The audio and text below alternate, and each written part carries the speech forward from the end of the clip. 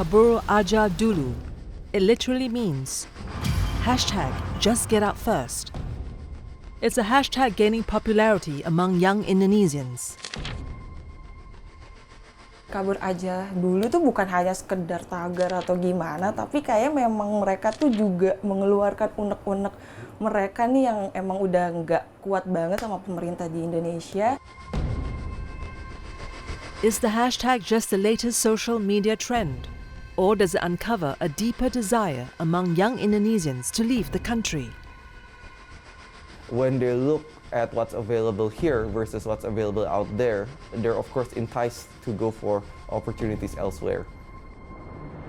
And if so, is Indonesia at risk of a worsening brain drain? Lebih dihargai di Thailand daripada di Indonesia.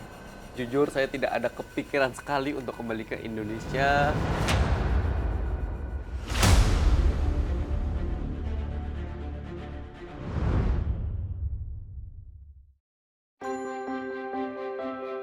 Bangkok, Thailand, one of the world's most visited cities. Edwin Yusuf Abdullah begins his day thinking about hotel room prices in the Thai capital. But he's not a tourist. Instead, it's all part of his job. Jika kita lihat ada harga di hotel yang mungkin sebelumnya rendah, terus jadi tinggi, nah itu adalah hasil dari kerjanya revenue management strategisnya itu. Tugas untuk memastikan channel-channel distribusi dari hotel itu nyampe ke tamu yang mau booking. Edwin hails from Jakarta. Previously, he worked for more than 10 years in the same field in the Indonesian capital.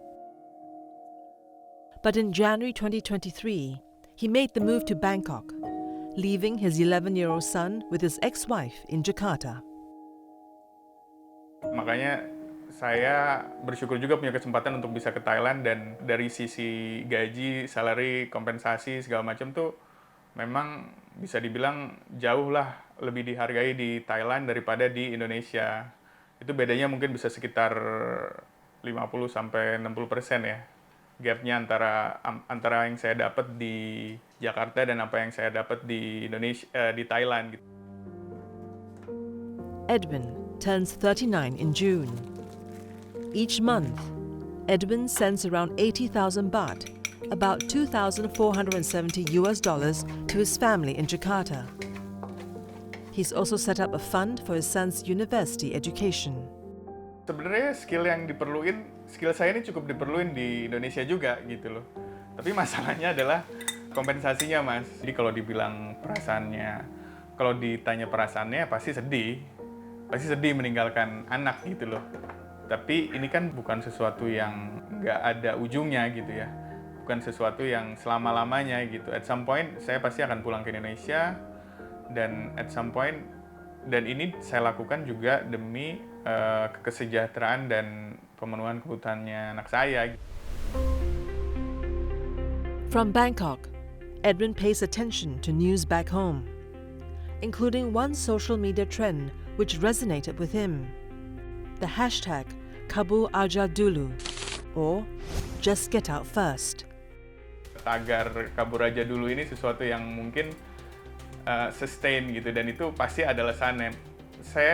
Yang saya lihat gitu ya, orang-orang yang masih muda ini emang nggak punya kesempatan gitu, nggak diberikan kesempatan, dan mereka merasa bahwa kayaknya gue udah nggak punya harapan lagi nih untuk bisa berkembang di Indonesia. The literal translation of the hashtag may sound trivial and even humorous, but it has deeper meaning. It's a cry for some Indonesians to leave the country. The difference between the Kabur Aja Dulu movement versus the previous waves of Indonesians leaving is the fact that the people in this movement, one, are very young, in their most productive years. Secondly, they tend to be more well-educated. They know how the world works, much more open mindset about the world. I think it also captures something that's quite real, which is the fact that when they look at what's available here versus what's available out there, they're of course enticed to go for opportunities elsewhere. The hashtag gained traction in early 2025. On TikTok, Almost 200,000 posts have been tagged with the phrase. An alternative translation of hashtag Kabul Aja Dulu is "Let me out of here." I think the "Let me out of here" is a reaction of young generation of Indonesia who reflect some condition. First, in my point of view, is one group that feel undervalued by the country or by the government's policy, especially on very low salaries policies. Quality of life, rising price continuously, etc. The second group, I think, is group whose a disappointment with the government's policy and with political economy situation in Indonesia by today. So they close to find a way to escape the country for working in another country, for getting a better quality of life, for getting economic improvement, etc. Why do young Indonesians want to leave? A recent survey by research firm Populix may provide some answers. They received 1,000 responses, all of whom said they wanted to leave the country. 82 of the respondents wish to work abroad to earn more money. 62% want to develop their careers. 61% aim to improve their quality of life. The majority of respondents are aged between 18 and 35, have a diploma, bachelor's degree or master's, and most come from the upper or middle class bracket. I think, first and foremost, perhaps there is a sense that people are becoming disillusioned with the expected progress in terms of, what jobs are available, what quality of life they should be having, at what stage of, life in terms of what things they can buy, what things they can afford, what kind of good jobs they can attain versus what they're getting right now. And so they're thinking that the grass is greener on the other side. But what the hashtag signals could be a worrying trend for Indonesia. Should the young and talented leave, the archipelago is at the risk of a worsening brain drain.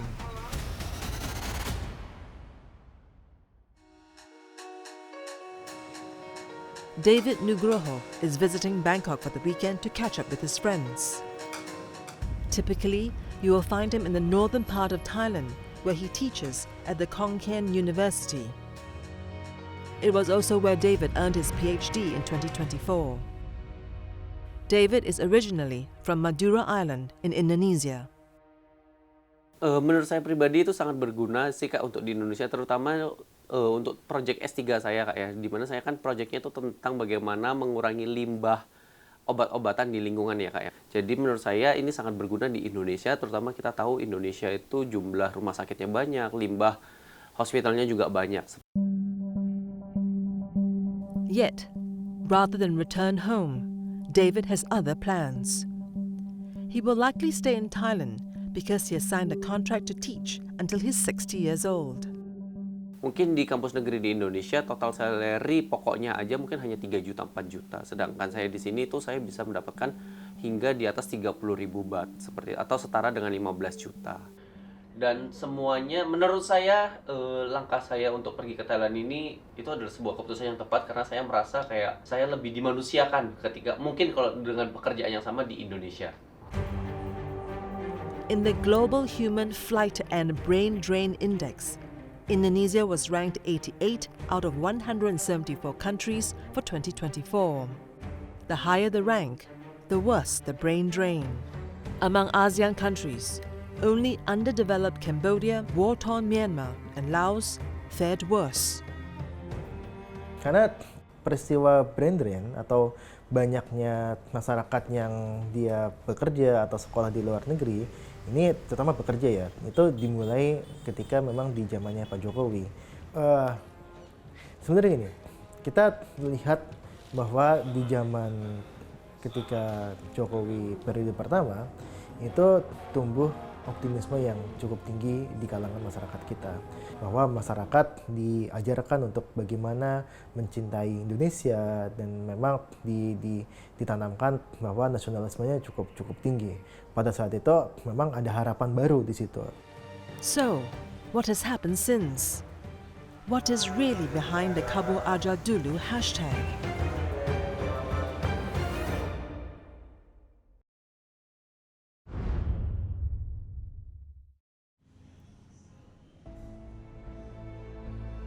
In March, Chundra Arifianto's contract at the medical software firm he worked at was not extended.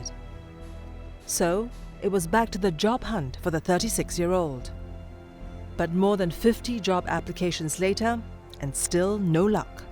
The sentiments behind the hashtag Kabul Aja Dulu resonate with him. Sebetulnya most of all adalah salah satu bentuk luapan emosi atau luapan, let's say, beban pikiran lah di masyarakat Indonesia dengan jengahnya pemerintah yang kayak begitu-gitu aja, lalu juga terutama dalam tanda kutip pekerjaan yang semakin kesini kok semakin kayak ya palu gada atau apa lu mau gua ada.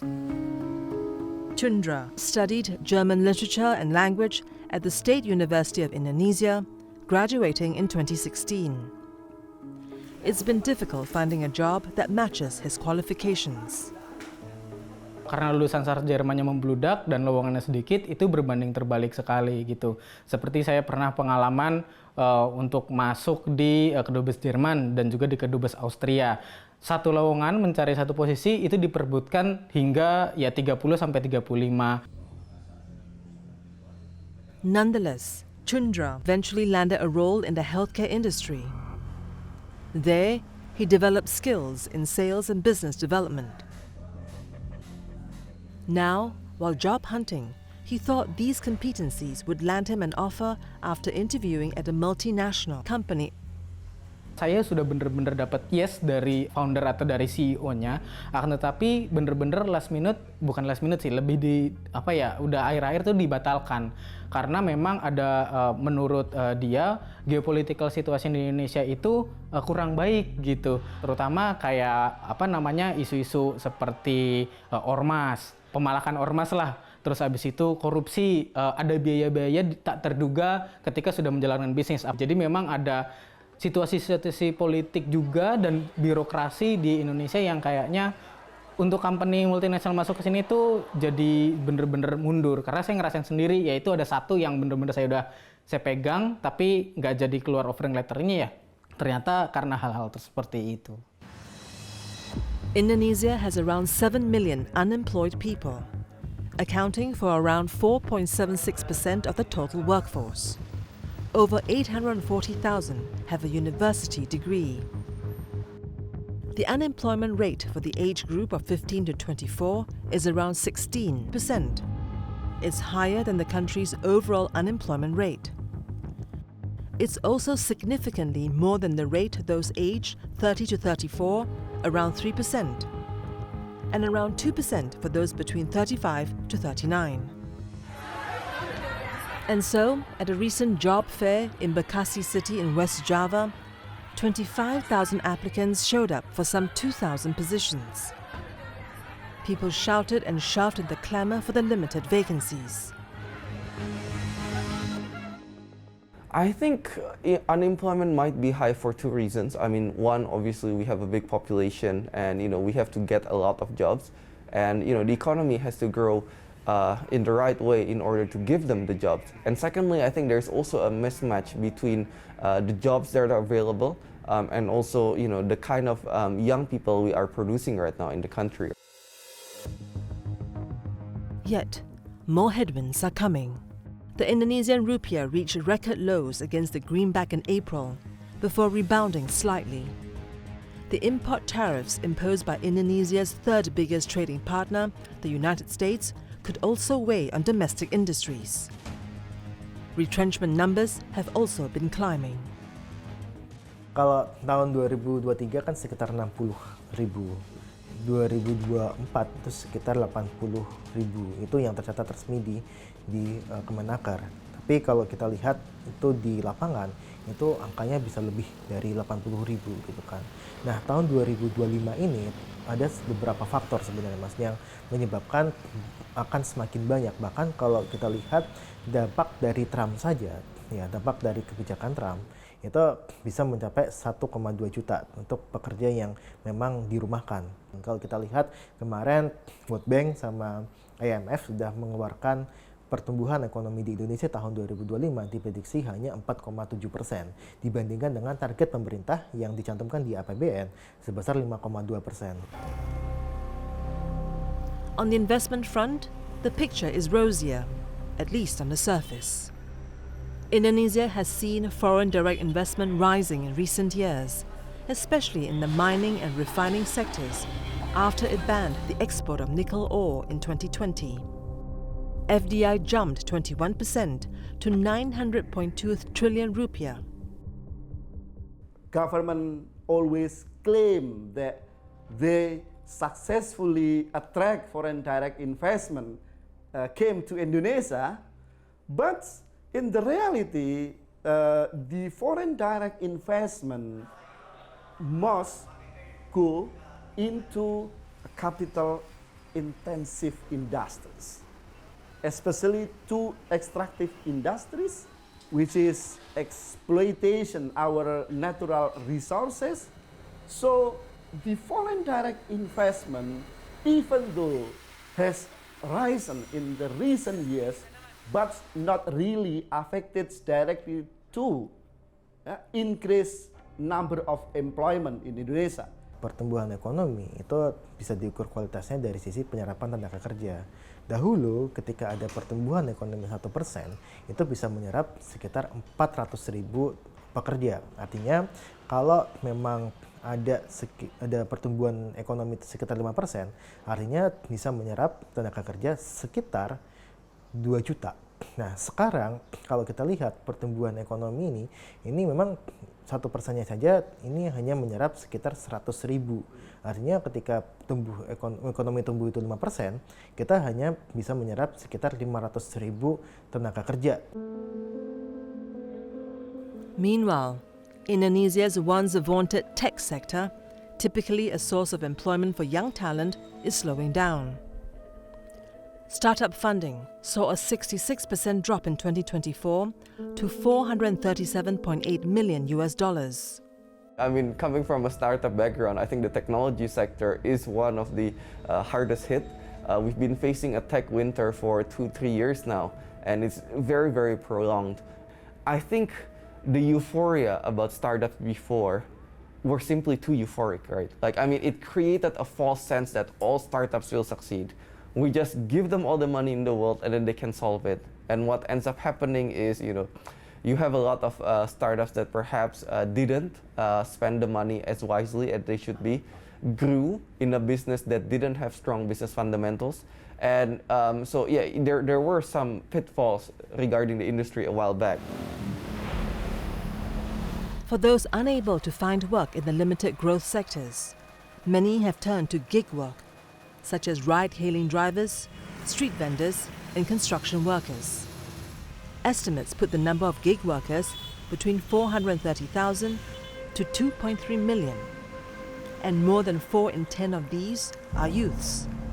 Pekerjaan formal di Indonesia akan semakin sulit untuk dijangkau oleh anak-anak muda, fresh graduate, dan memang mereka akan larinya ke sektor informal. Nah, sektor informal itu tidak memberikan pendapatan yang cukup layak gitu. Mereka tidak mendapatkan untuk pendidikan sosial. Salah satu alasannya adalah kita mengalami deindustrialisasi. Karena kalau kita lihat dari tahun 2004, ternyata porsi untuk manufaktur porsi untuk industri manufaktur itu semakin menurun. Tahun 2004 porsi untuk industri manufaktur itu bisa mencapai sekitar 25-30%, 28% saya ingat ya. Nah sekarang ini porsi industri manufaktur terhadap ekonomi kita itu hanya sekitar 18%. Artinya ini terjadi deindustrialisasi dini, bahwa industri ini tidak bisa lagi menyerap tenaga kerja, tidak bisa menjadi penopang ekonomi yang pada akhirnya ini akan menimbulkan berbagai masalah. At the same time, President Prabowo Subianto's administration is tightening its belt. He has ordered total budget cuts of around 306 trillion rupiah, or around $18 billion, including on things like office spending, ceremonies, and business trips. Reduced government spending could have downstream effects on some sectors. Salah satunya adalah sektor hotel. Nah, karena di dalam efisiensi anggaran itu ada efisiensi dalam hal untuk menyelenggarakan acara di hotel ataupun perjalanan dinas dalam negeri yang kita sebut ini bisa mematikan industri hoteling. Nah, industri hoteling ini mengklaim sudah ada ancaman sekitar 40.000 orang yang ter-PHK gara-gara adanya efisiensi anggaran dari pemerintah. All these developments mean that Indonesian youths are increasingly pessimistic about their chances. In one survey of 6 ASEAN nations, Indonesian youths were the most unsatisfied with their political system. They also expressed the least optimism with their country's economic future, and felt Indonesia's income inequality was most unfair. There's a big slogan in the government that will be an advanced economy with getting the windfall from this demographic dividend by the year 2040, 2045. But I think how we are seeing it now is that the expected progress we're making does not correspond to the reality on the ground. Chundra, for one, has begun researching what's available elsewhere. Should he land an opportunity abroad, Chundra will have to leave behind his parents, his 3-year-old daughter, and his wife. Kalau untuk kemananya, yang penting saya keluar Indonesia dulu. Tapi kalau untuk yang berproses ini, awalnya tuh Australia dulu. I'm ready actually, karena sudah berlatih untuk kerja di multinational company, sudah pernah bekerja langsung dengan orang Inggris, orang UK, orang Jerman, orang Ceko, orang Vietnam, orang Singapura. Elsewhere, 71-year-old Zunazmi Jalinus Yassin bid farewell to his oldest daughter, Melissa, years ago. Assalamualaikum. Waalaikumsalam. Apa kabar? Wie geht Ihnen, Liebe? Alles gut? Alhamdulillah. Alhamdulillah baik. Alles good. Melissa is working for a global tech company in Dublin, Ireland, since 2019. She has degrees in international relations and communications management. Belum pernah cerita tentang kerjaan kamu. Apaan sih sebenarnya? Kerjaan Ica kan berurusan dengan sosial media. Ica kerja di sosial media yang kan tahu sendiri sekarang sosial media. Sama orang-orang tua yang anaknya mendapat kehidupan yang baik, berkah, terus tidak mengalami kesusahannya di hari tua, dan yang penting itu bisa berbakti kepada nusa dan bangsa dan agama. Bagaimana dengan pendapatan kamu, cukup nggak di sana setiap bulannya? Alhamdulillah cukup, Pak. Dicukup-cukupin. For now, Melissa has no plans to return to Indonesia, but Zulnazmi insists that his daughter should keep her Indonesian passport. Kalau ada orang yang melakukan itu, biarlah mereka lakukan, tapi kamu jangan. Kamu harus balik. Indonesia wants its skilled diaspora like Melissa to return, but if it cannot convince them, is the country at risk of brain drain?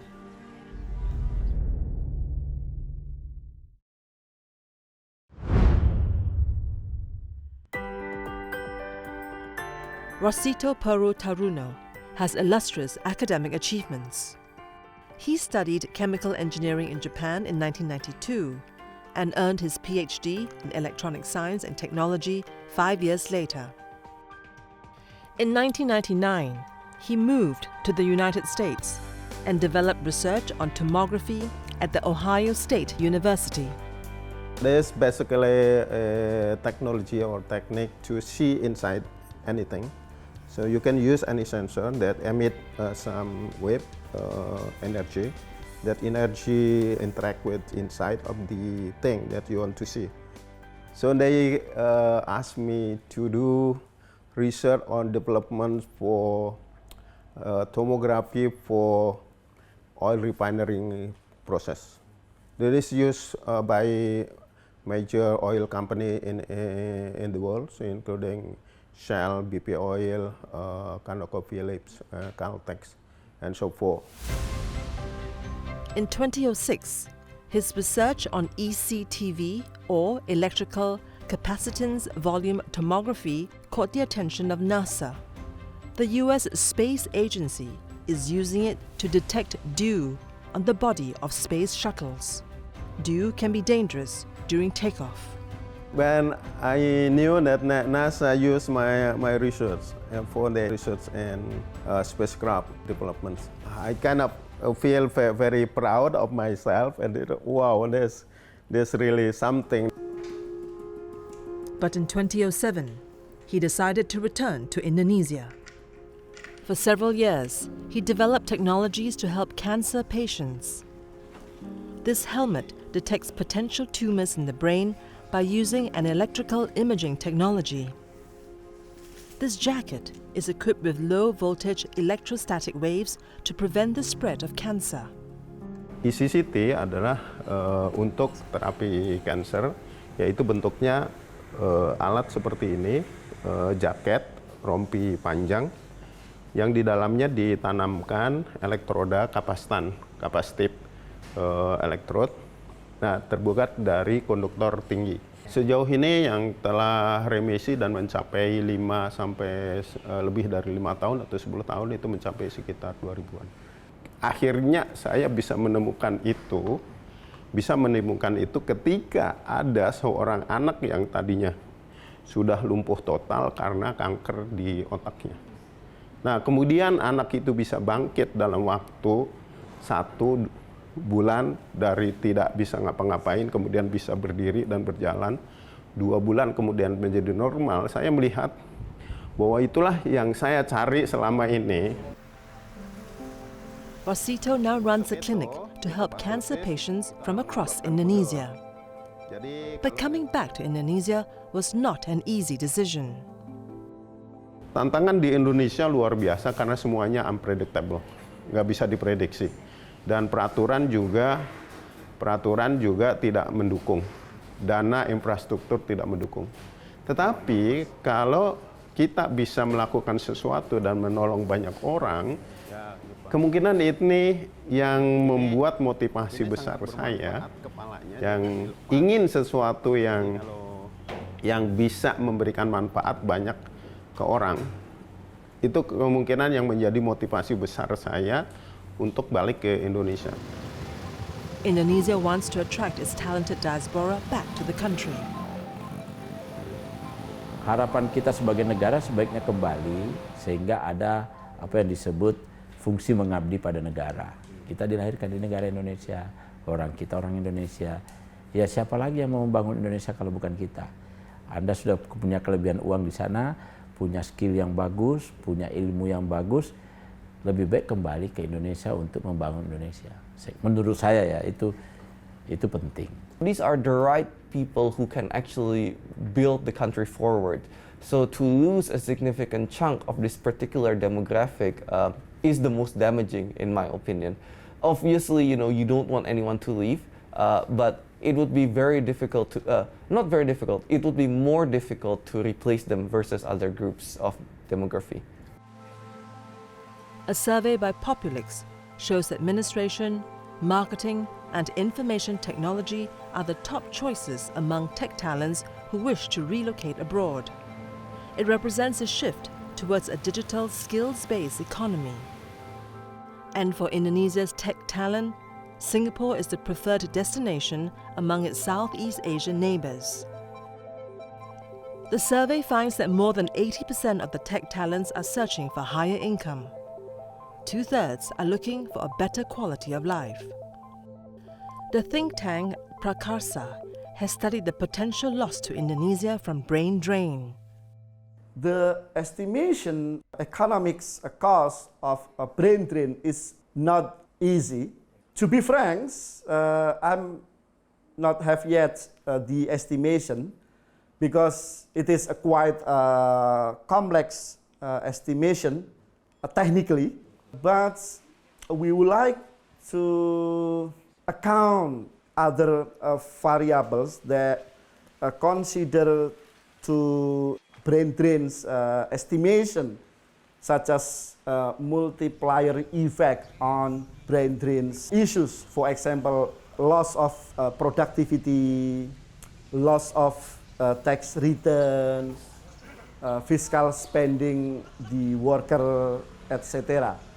Perhaps the losses can be more than 500 million until 1 billion US dollar annually. Case for Indonesia. Memang kita nggak bisa menahan bahwa orang bisa bekerja di dimanapun gitu kan, yang sesuai dengan misalkan pendapatan dan sebagainya. Tapi kalau dari sisi kebijakan publik, adanya pembiaran untuk brain drain ini akan mengakibatkan ya penduduk yang dia memiliki kualitas bagus di Indonesia akan semakin berkurang. Maka bisa kita bilang human capital index kita akan semakin stagnan. Kalau kita nggak bilang turun ya, tapi semakin stagnan. The World Bank's Human Capital Index measures how well economies are developing their human capital. A score of 1 means a country is maximizing its talent potential. In the last report from 2020, Indonesia scored 0.5.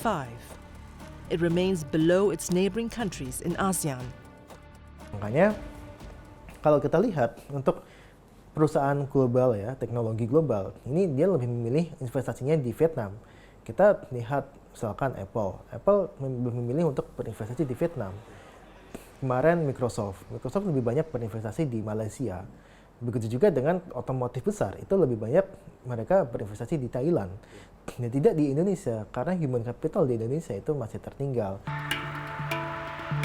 Besides tech, academia and research is another sector at risk of brain drain. I just feel that the brain drain will keep going on in this instance. If you look at the top researchers who were Indonesian in terms of whether they were born here or in terms of their nationality, they would all be working in top universities in other countries. It's actually quite rare to find world-class academics who are Indonesian teaching in Indonesia. Menurut saya mungkin akan kacau ya Kak ya, karena memang orang-orang pintar atau orang-orang yang pintar ini maksudnya bukan dalam bidang pendidikan ya, maksudnya pintar ini dalam bidang masing-masing ya Kak ya. Jadi orang yang pintar dalam bidang masing-masing ini jika memang akhirnya pada semuanya kabur, yang tersisa di Indonesia hanya orang-orang yang tidak memiliki pengalaman atau bidang di bidang itu akan sangat kacau baik politik, pendidikan atau ekonomi. Walaupun sempat ada yang tadi kakak bilang sebelumnya, kalau ada orang-orang politik bilang ya udah kabur aja nggak usah balik, itu malah menurut saya lucu sih Kak, itu malah bahaya buat Indonesia. Sulistiawan Wibisono is a trademark lawyer based in Melbourne, Australia. He's also the president of Indonesian Diaspora Network Global, which connects overseas Indonesians. The organization has more than 40 branches globally, including in the United States, Britain, Japan, South Korea, and Canada. Its members include lecturers, doctors, and businessmen. The hashtag of kabur aja dulu. Let's escape. I think that's a positive movement, because if the country, if Indonesia still not able to provide the facility to use and also to upskilling the skill, they can go somewhere else. It's going to be growing. You know why? Because now people, especially the current generation, Gen Z and also millennials generation, they have that luxury to see the world from the palm, from the mobile phone, and they can communicate without barrier. According to a recent YouGov survey, Gen Z Indonesians most desire to move abroad, with 4 in 10 wishing to do so. They are followed by millennials, where 3 in 10 want to migrate. I think the intention to leave is real. If there is an availability of good jobs out there and they do get a contract for these jobs, I think they will leave. And that's, one of the partial reasons behind this Kabur Aja Dulu movement. But are we generating enough high-quality jobs that match the skill sets of these young people? What can Indonesia do to retain its best and brightest?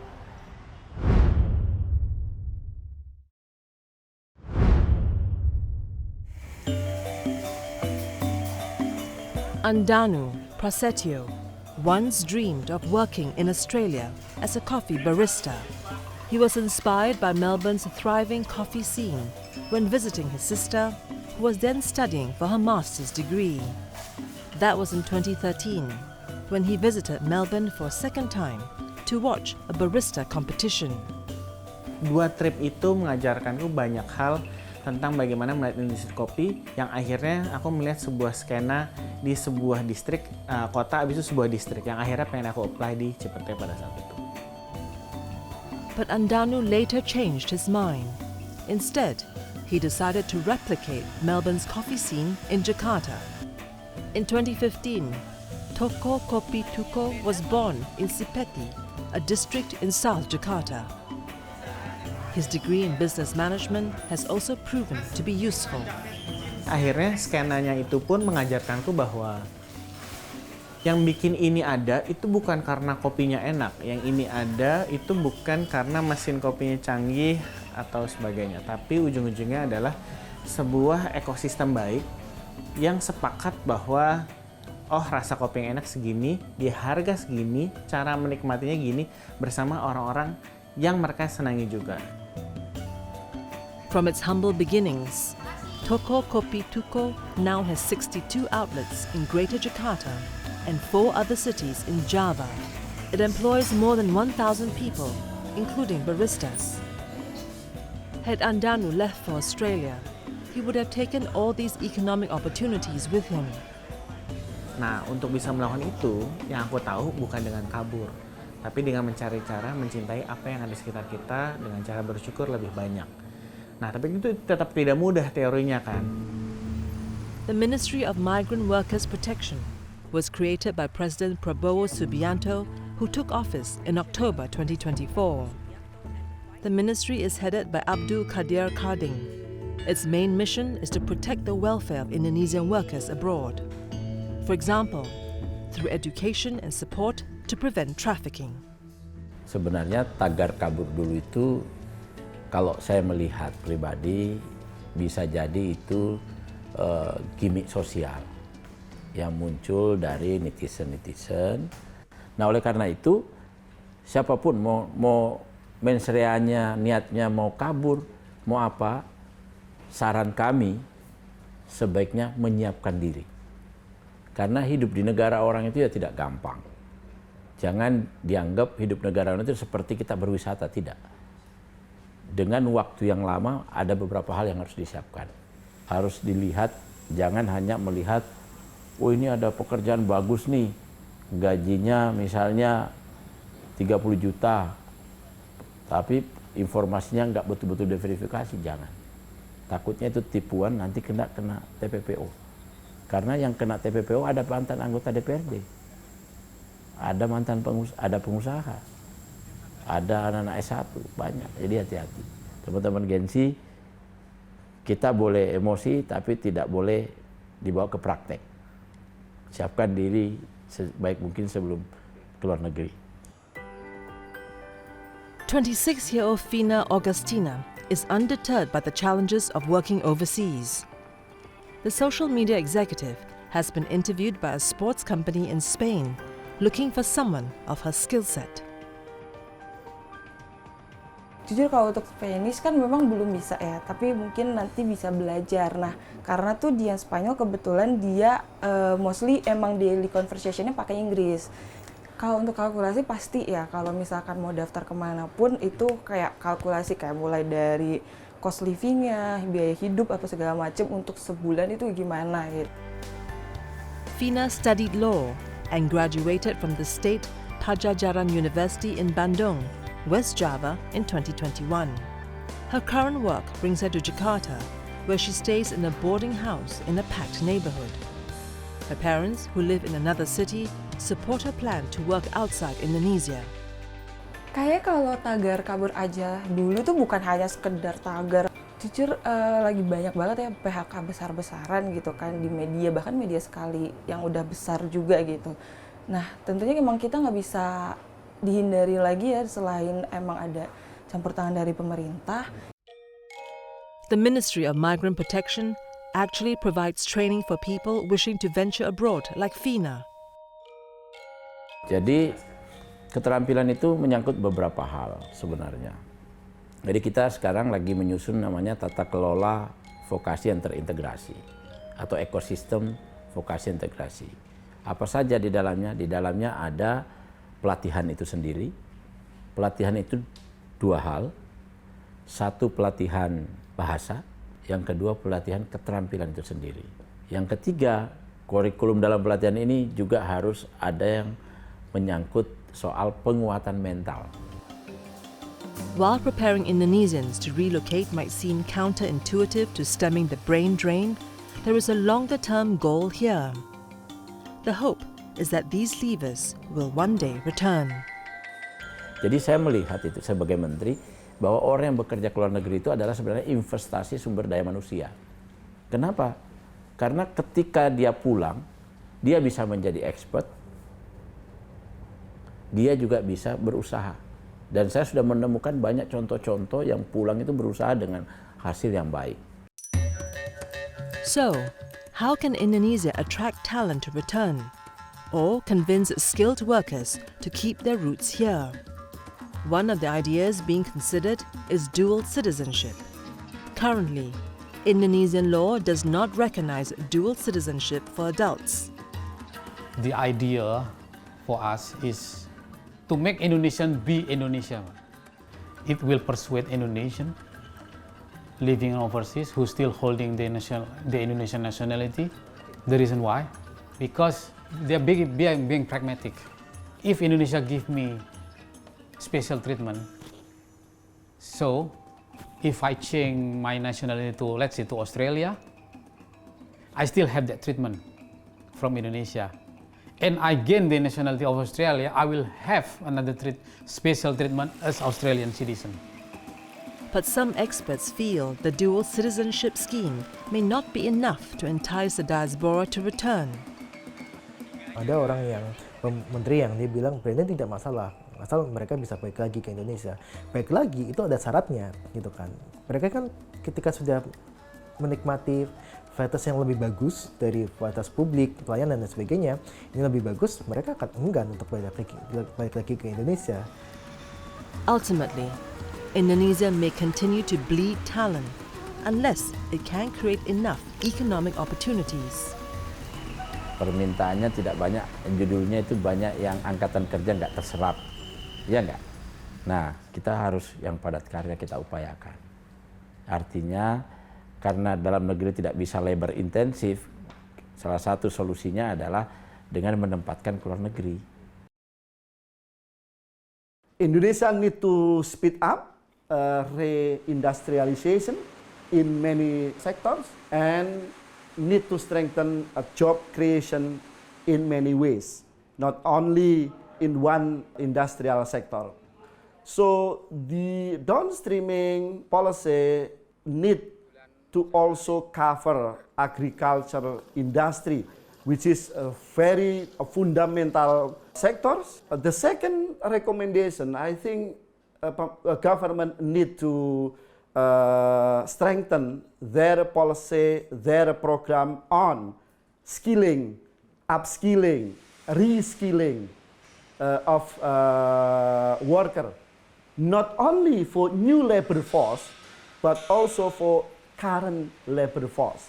Saya rasa harus ada perbaikan gitu kan, terutama dari sisi korupsi dan juga biaya investasi yang tinggi di Indonesia. Makanya ekor kita, incremental capital output ratio di Indonesia itu mencapai 6,7, bahkan sampai 7.